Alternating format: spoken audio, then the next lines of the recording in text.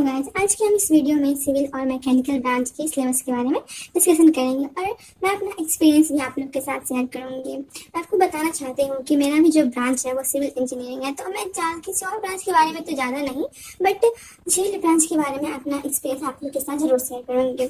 इसमें हम यहाँ पे पहले तो हम सिलेबस के बारे में बात करते हैं, जिसमें सबसे पहला जो हमारा यूनिट होता है वो है बेसिक इंजीनियरिंग मैथमेटिक्स। इसके अंदर हम 5 यूनिट्स को पढ़ेंगे, जिसमें हमारा 11th और 12th बेसिस उस चैप्टर्स होते हैं वो इसमें पढ़ने होते हैं, जैसे डिटरमिनेंट्स, मैट्रिक्स। जो बच्चे 12th करके आए होंगे उन्हें पता होगा इन सब के बारे में, बट जो बच्चे 10th करके आए हैं उनके लिए सब नई चीज़ें होंगी, तो वो जो अब यहाँ आके सीखेंगे। फिर अप्लाइड केमिस्ट्री ये भी हमारा जो होता है 11th और 12th के बेसिस पे कुछ चैप्टर्स होते हैं, उसे पढ़ने से 5 चैप्टर्स होते हैं, जिसके बारे में हम डिटेल बात नेक्स्ट वीडियो में करेंगे। फिर उसके बाद हमारा है कम्युनिकेशन स्किल। ये ना ही 11th बेसिस होता है ना ही 12th बेसिस होता है, ये जो होता है ये कॉमन सब्जेक्ट होता है जो हमें सभी ब्रांच में पढ़ने होते हैं।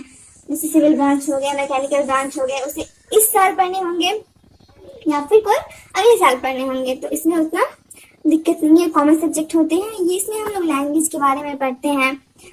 ये हिंदी और इंग्लिश 2 पार्ट में होते हैं, तो फिर हम हिंदी में बात कर लें।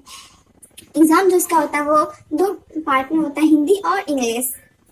कुछ क्वेश्चंस जो रहते हैं हमारे हिंदी में रहते हैं, तो कुछ इंग्लिश में भी रहते हैं। उसके बाद हमारा जो हो गया वो फंडामेंटल ऑफ मैकेनिकल इंजीनियरिंग। ये जो मेनली होता है वो मैकेनिकल ब्रांच वालों का सब्जेक्ट होता है। इसके अंदर हम मशीन्स के बारे में और सब जो मैकेनिकल ब्रांच से रिलेटेड है उसके बारे में जो होते हैं पढ़ते हैं।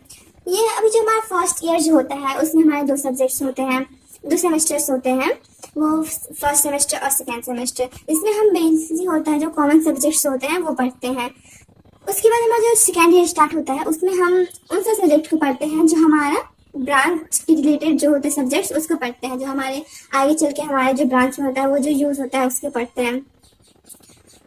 उसके बाद हम बात करें से हम फंडामेंटल ऑफ मैकेनिकल इंजीनियरिंग को शॉर्ट फॉर्म में हम लोग जो थे अपने कॉलेज में वो सिर्फ फॉर्म बोलते थे, क्योंकि इतना बड़ा नाम जो होता है ना वो बोलने में इतना डिफिकल्ट होता है, मतलब डिफिकल्ट नहीं होता, फिर भी हम लोग ने इंजॉय के लिए इसे फॉर्म बोलते थे। ऐसे आप लोग बताइए, आप लोग अपने कॉलेज में से क्या नाम से बुलाइएगा।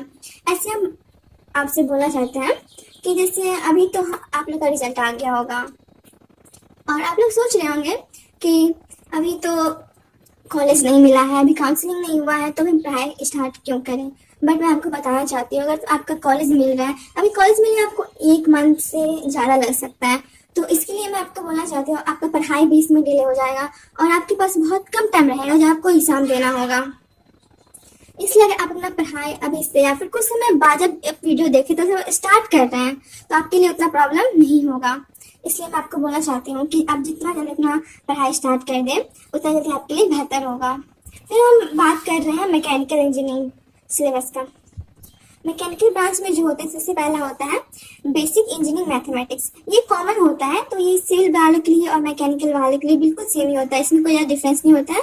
सारे चैप्टर से 5 चैप्टर पढ़ने होते हैं। वैसे अप्लाइड केमिस्ट्री हो गया, ये भी सिविल वालों से बिल्कुल ही सिमिलर होता है और सेम होता है। वैसे कम्युनिकेशन स्किल हो गया, इससे भी दोनों सब्जेक्ट्स मतलब दोनों जो ब्रांच होता है उसके सिलेबस सेम होते हैं।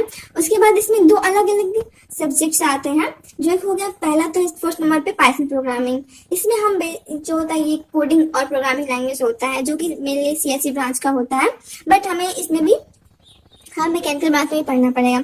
इसमें हम पाइथन के बारे में जानेंगे, उसके फिर उसमें हम कैसे कोडिंग करते हैं, करते करते उसके जितने चैप्टर्स होंगे, इसमें टोटल 6 चैप्टर्स होते हैं, उसके बारे में पढ़ने होंगे। उसके बाद हमारा है इंजीनियरिंग ड्राइंग, जो कि इंजीनियरिंग में एक मान सकते हैं बेस होता है। जैसे हम अगर मैकेनिकल ब्रांच की बात कर ले, उसमें हमें नट बनाना हो, वोल्ट बनाना हो, या फिर कुछ भी ऐसे मैकेनिकल स्ट्रक्चर्स जो उसे मतलब उसे बनाना हो, तो उसके लिए जो होता है इंजीनियरिंग ड्राइंग जो होता है वो हमें पढ़ना पड़ता है, और ये हमारा जो मेन सब्जेक्ट होता है, इसलिए हम शॉर्ट फॉर्म में ईडी बोलते हैं। तो फिर मैं अपनी बात कर लूँ कि मैंने अपना जो क्लास था वो कब से स्टार्ट किया। मुझे इतना इसके बारे में पता नहीं था, उस टाइम मुझे इतना कुछ किसी ने बताया नहीं था, बट मैं चाहती हूँ कि आप लोग को पता हो और आप लोग अपना जो पढ़ाई है वो जल्दी से जल्दी स्टार्ट कर दें। मैंने जब कॉलेज में एडमिशन लिया था, मुझे एडमिशन लेते अगस्त हो गए थे, और जब कॉलेज में पढ़ाई स्टार्ट हुआ था तो वो भी 15 अगस्त के बाद स्टार्ट हुआ था। तो उसके बाद बीच में बहुत सारी छुट्टियाँ आई, तो इसकी वजह से मेरा सिलेबस पूरा कंप्लीट नहीं हो पाया था और मैंने बहुत कम सिलेबस पढ़ के एग्ज़ाम दिया था, बट मेरे रैंक अच्छे आए थे क्योंकि मैंने थोड़ा स्मार्ट वर्क भी किया था, उतना ज़्यादा कुछ ना पढ़ के। जो basically exam view point of view से जो जरूरी था वो सब मैंने पढ़ा था। तो मैं आप लोग को बोलना चाहती हूँ कि आप लोग के साथ ऐसा कोई प्रॉब्लम ना हो, इसलिए आप लोग अब इतना पढ़ाई अभी से जब वीडियो देखना स्टार्ट करें, जब आपके पास ये वीडियो जा रहा है तब से आप ये स्टार्ट कर दें। तो आज के लिए बस इतना ही, और हम मिलते हैं अपने नेक्स्ट ब्लॉग में जिसमें हम जानेंगे इन सारे सब्जेक्ट के बारे में, डिटेल्स के बारे में जानेंगे। ठीक है, बाय बाय।